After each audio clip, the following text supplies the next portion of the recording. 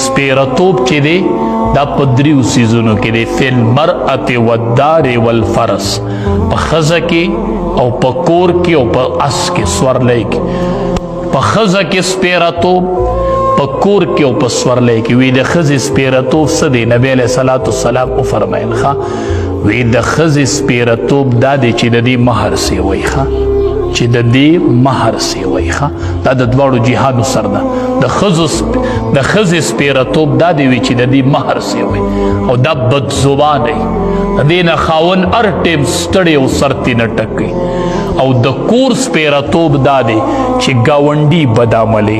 دا د کور سپیرتوب دی چې ګاونډي بد عمله، چې کور ګورې که نه نو ړومبې د ګاونډي تپوس کوه. شیخ سادي بابا رحمت الله علیه کور کتو چې کور له ورغې نو د هغې کور خواته یو یهودي و، هغه ورته ډېر صفتونه شروع کړو، دا کور داسې دی او دا داسې دی او دا داسې دی او دا داسې دی. ښه ګاونډي څوک دی؟ وی زه.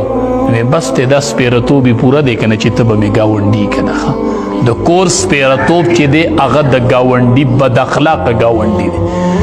او د کور دویم سپیرتوب هغه تنګوالی دی، چې کور تنګي تنګ.